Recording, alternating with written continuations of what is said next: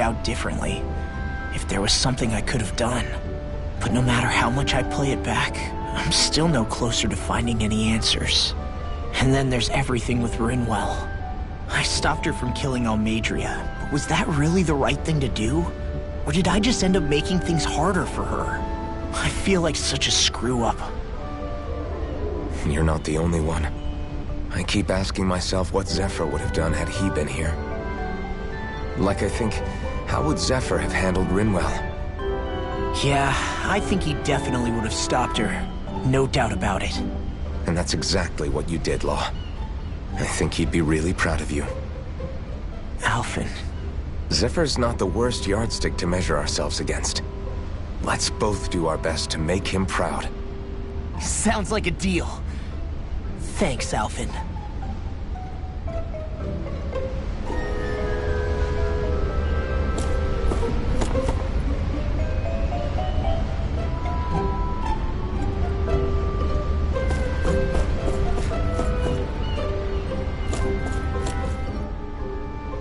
Hold that pose long enough and someone might just come along and paint you. Any artist who'd see fit to paint me needs their eyes tested. What can you tell me about Almadria? Not as much as you'd probably wish. I only ended up crossing paths with her a handful of times, after I was chosen to be a lord on Lenegis. Ah, right. I almost forgot about Lenegis. How much do you think they know about what's been going on down here? It's safe to assume they know everything, though I know not why they choose to remain uninvolved. Perhaps they see what's been happening as just part of the ongoing crown contest. Even what Almadria did? Has it really reached the point where her actions are seen as normal? Not to my knowledge, no. At its core, the crown contest is a competition to see who can amass the most astral energy. And to amass such energy, slaves are needed to collect it from. It's therefore against the Lord's interest to kill them. So then why would Almadria do something like that? We must remember that time is running out in the crown contest. Perhaps her hand was forced, so to speak. It is a way to accrue astral energy faster and in larger quantities than through slave labor. Doing so kills off that labor force, obviously, but it is a means to an end nonetheless.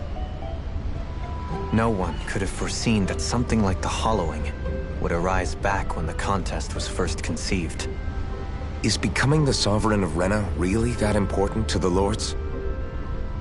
Of course. It's the greatest prize one can attain in their eyes. In that respect, at least, I'm really not that surprised that Almadria resorted to what she did, as utterly despicable as it is. It's reassuring to hear you feel the same way I do. I worry that the only reason I never did anything similar in Menancia was due to my lack of ambition. If you didn't want to be reminded of your past, you could have just plugged your ears. You think too highly of me. I'm afraid I must respectfully disagree. I'm not nearly as virtuous of a person as you might wish to believe. If that's so, would you have been so shaken up when Kisara lost her brother? Why else would you turn your back on your own kind and choose to fight for Miguel's dream? Aren't we just Danans? A curious choice of words. Did what you see in Mahag Sar hit you that hard? What Deadheim did to that city, he didn't liberate anyone. Anyone who refused to follow him was an enemy in his eyes. 300 years of Renan rule taught him nothing. What I have come to understand is that the conflict extends beyond Danan versus Renan. There is an internal quarrel as well. I mean to bring about a true, lasting coexistence in Menancia. But there are more walls we must topple first. And you don't think you can pull it off? Well, you seem to think you can, at least. Does that make us enemies? Insofar as an exchange of swordplay, no, it doesn't. Not good enough for you? Are you really... Forgive me. I will continue to fight by your side a while longer. That much I have decided.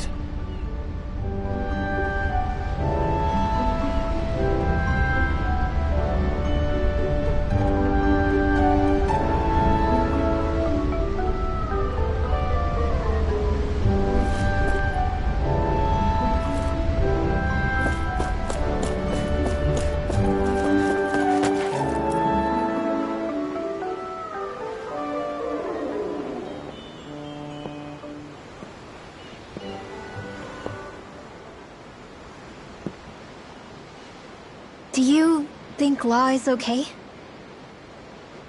If you're worried, why don't you ask him yourself? Yeah. I think maybe I should apologize to him too. I should apologize to all of you, really. Us too? Well, I was kinda lying to you all this whole time. I was blind to everything except my own revenge. I never even considered the struggles all of you might be facing. We all have things we'd prefer to keep to ourselves, Rinwell. So what if you had something to hide? It doesn't undo the good that you've done, or the people that you've helped save along the way. But that's not what I mean. I know. You're talking about Almadria, right? Yeah. I hate her, Alphen. I can't stop hating her. Even just thinking about her makes my head feel like it's going to explode. But it's not just her.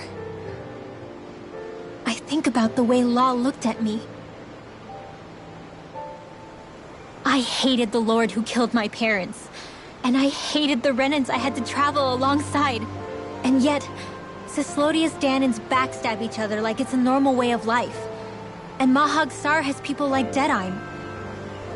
But then there are people like Law and Shion. It's all just too much. I don't know what to think anymore. Law never said that you had to forgive Almadria. It's only natural you would hate your family's murderer. But what? Law left home because of how much he hated his father.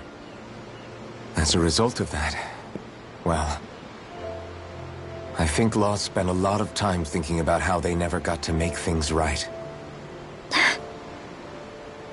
And if I had to guess, killing Ganabel didn't make any of those feelings go away. Law let revenge fuel him, and I think now he's afraid you'll do something you'll regret. Afraid? Whatever happens to Almadria when this is all over is up to you. I'll respect whatever choice you make. Just think it over carefully for me, okay? You still have time. Okay. Thanks, Alphen.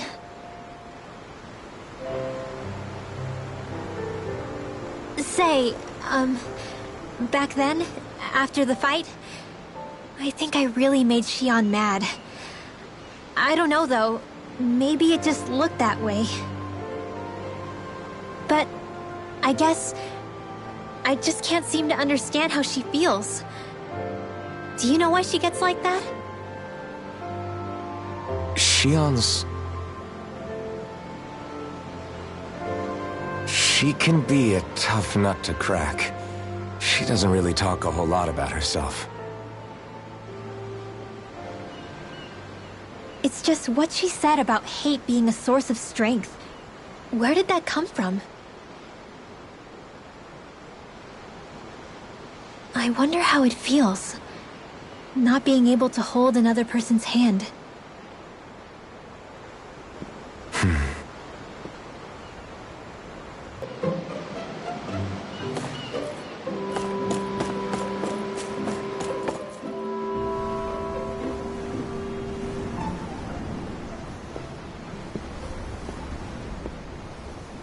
Lean much further, you'll go overboard.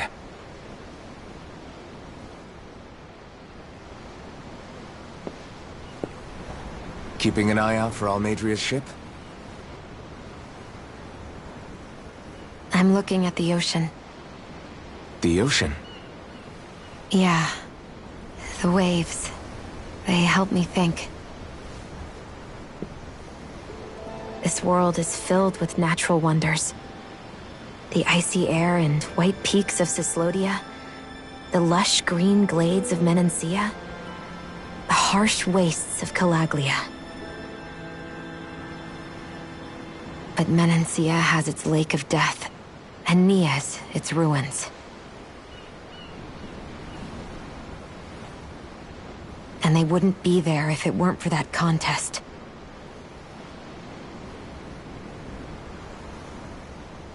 Say we actually manage to put a stop to the crown contest for good. What do you think will happen between the Danans and the Renans then? You first. Well, I want to believe that the coexistence we saw in Menancia can happen elsewhere, too. It's insane for all of us to keep fighting. If Menancia can do it, so can everyone else. Yeah, I think that would be good too. A world where everyone can get along. At least, that's what I've come to believe. You sure have changed. I can't lie to you. Since I was young, I've looked down on the Danans too. But I've seen a lot. And I see things differently now. I've seen so many ugly and terrible things in this world. And yet, they didn't come from just the Danans. And the good things too. They didn't come from just the Renans. Kindness and cruelty exist on both sides. A person's race doesn't factor into it. So, I guess you're right after all, Alphen. I have changed.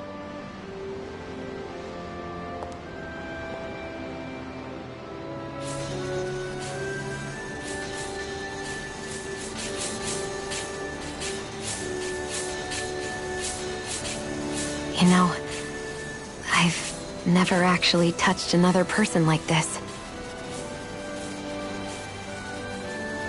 Shion. Ever since I was on Lenegis, I've always been alone. Even after I came to Dana. Always. And now?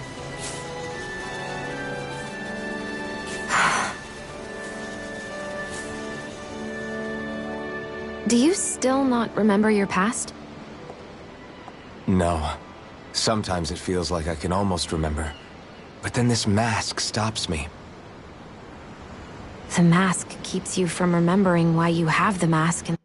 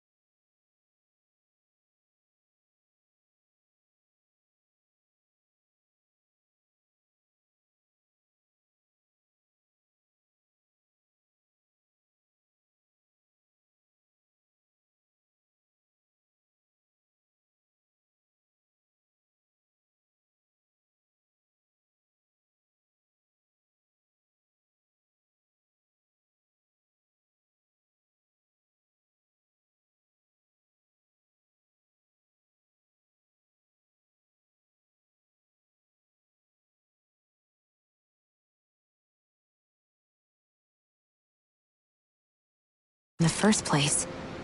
It's a little ironic, isn't it? A little.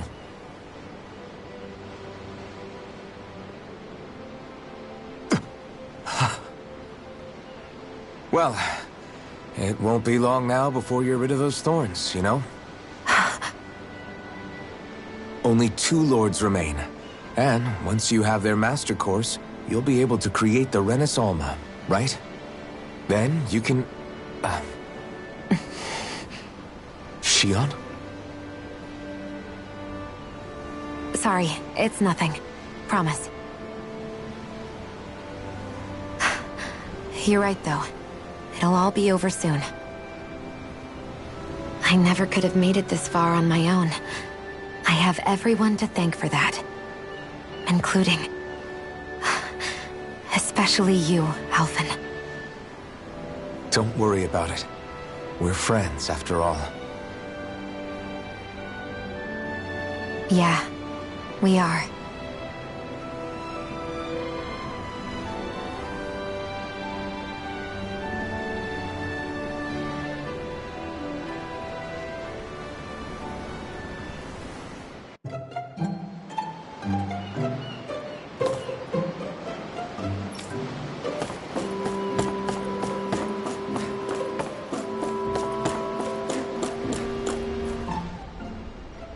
You don't look so good.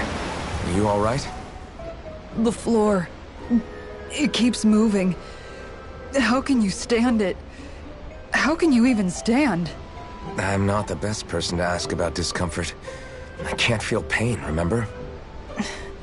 I still can't believe what happened in Niez. Even now. As a lord, my expectations for Almeidrea were already pretty low. But the way she treated human lives like they're mere playthings. Yeah. And it wasn't as if the situation in Niez was improving much to begin with. You mean Deadheim? The whole reason I started fighting back was because of my anger at the atrocities of Renan rule. Back then, all I had to worry about was fighting the Renans for the sake of the Danans. But then I met Shion and the people of Menancia, and things became a lot more complicated. It's even messier now that we have to worry about Danans like Deadheim. It used to be that the Danans were the ones in the right, and the Renans were the ones in the wrong. Though, maybe that was just a biased perspective, from being on the side of the oppressed. Exactly. I'll never tolerate the Renans ruling over us. But nothing ever ends up being as black and white as you'd expect it to be either. That's clear to me now. That said, even putting aside bad apples like Deadheim for a moment, you may be able to free the Danan people, but that won't undo 300 years of oppression. It'll be hard for them to not give in to their resentment. I think maybe that's why I clung to our dream so hard back in Menancia. Even if his motivations weren't pure, Dohalim has a good heart. He didn't sink to the depths Almeidrea did. You don't understand. I'm saying that it goes deeper than that. This hierarchy we live in, it's not solely something the Renans invented. I remember a story Rinwell once told me. She said before the Renans invaded, we Danans had our own class system. We are the ones who divided ourselves. I saw it in Deadheim's eyes. He wanted to rule over others. To hear Bayfon tell it, Deadheim wasn't always that way.